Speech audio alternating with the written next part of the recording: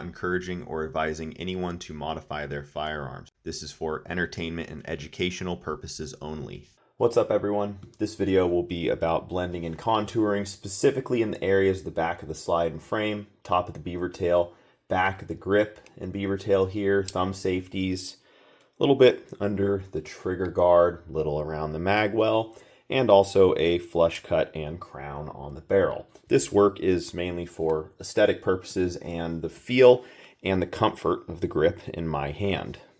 The finish of the slide frame and grip will need to be evened out so they're uniform before being sent out for treatment. The slide stop, beaver tail, thumb safeties, and hammer will all be left raw stainless, and I need to make the finish on all those components match too. All that stuff will come in a later video about the final finishing and treatment process.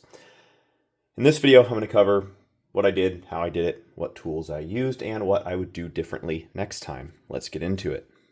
The magwell and grip fit is really pretty dang good, but there is just a little edge in a couple of places. What I'm going to do is just mark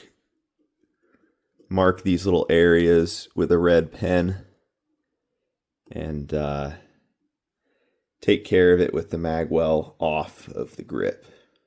There's actually so little material that needs to come off here. I'm just going to wrap some 400 grit around a nylon rod and take care of it like this.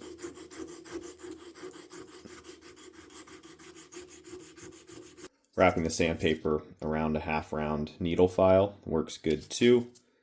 Flat side for these areas right here, half round side to get around these corners.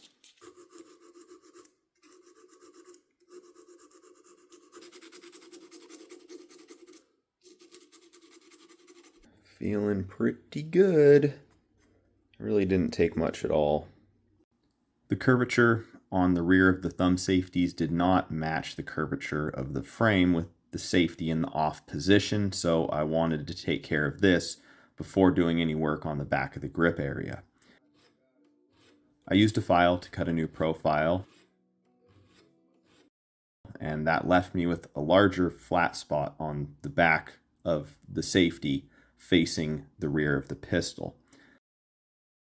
Next, I used my little Dremel with a 320 grit sanding drum to create a new profile, then did some work with a file and sandpaper.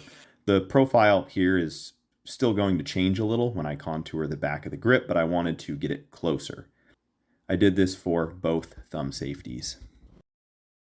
Being that this is a Chile frame grip and beaver tail, there's really not a lot to do back here. Definitely have a hot spot right there with my thumb knuckle, so I'll kind of blend that in on both sides just for good measure. There is a little edge right there and right there that I'm going to blend in. You can see on the beaver tail here, this edge is sticking up proud of the aluminum grip module. I'm going to kind of blend all this into the new profile of the thumb safety, break this bottom edge of the beaver tail all the way around.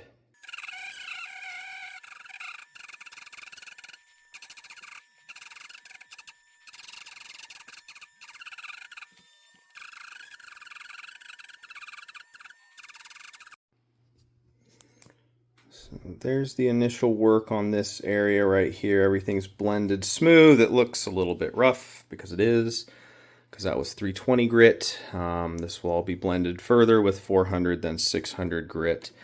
Now I'm going to start working this edge over the safety and knocking that corner off the safety and beveling or putting a radius, smoothing and blending this edge around the back of the beaver tail. Thumb safeties are roughed in and blended with that profile on both sides. They're feeling pretty good in my hand.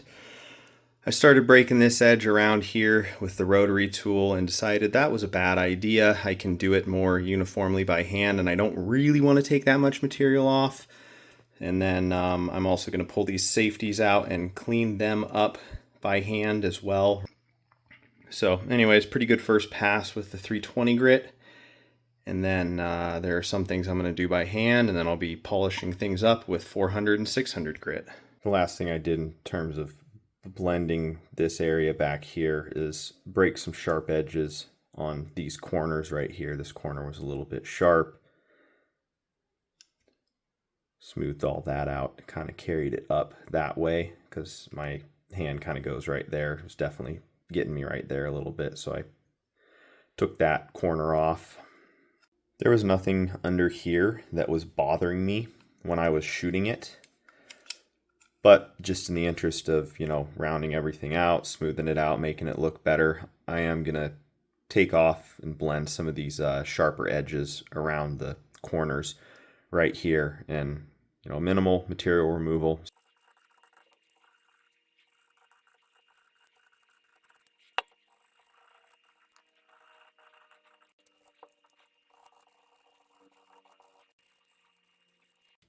There are some places I actually just had to get in there with a needle file. This is an old one. I don't care if it gets loaded up with aluminum. So there's an unblended side and there's the blended side. And it's not like polished or anything. That's just 400 then 600 grit. Looking pretty good. Feeling pretty good. The slide's just overhanging the back of the frame a tiny bit. My ejector is sitting a bit proud. This is actually really nice and flush with the back of the slide, but that will get taken down with the back of the slide as well. There's kind of a little ridge and a bump right here between the back of the frame and the beaver tail, so I'm going to smooth all that out as well.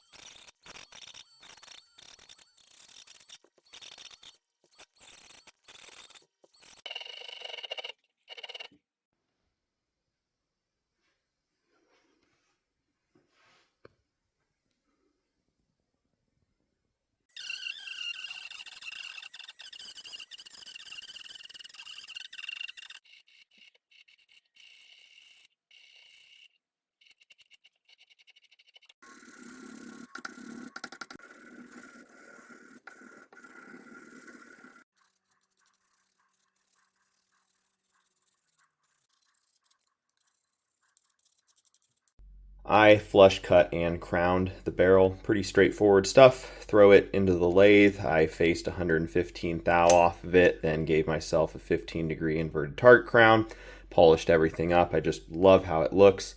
If the reverse plug and the guide rod weren't flush with the front of the slide, I would have machined those too, but they're perfect.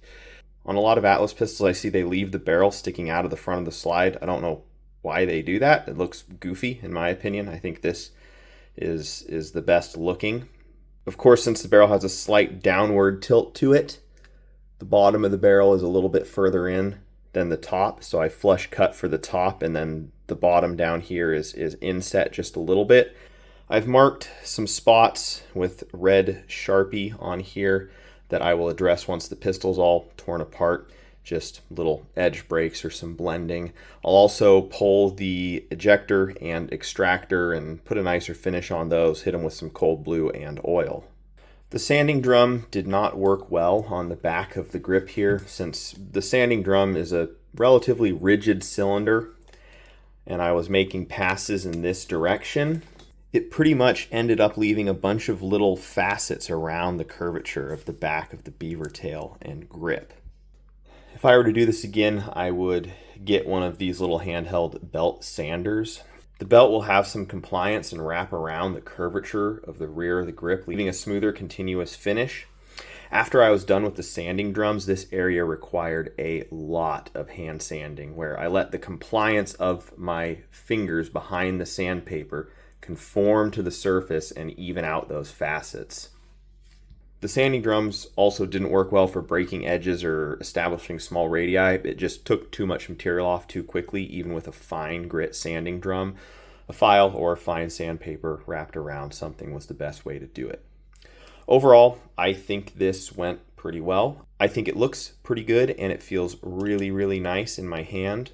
Of course, these finishes will get evened out, and they'll look better and more homogeneous before this thing gets sent off for any finishing. The next video will be about machining slide serrations and beveling the muzzle, but that's all for this one. Thanks so much for watching. I'll catch you next time.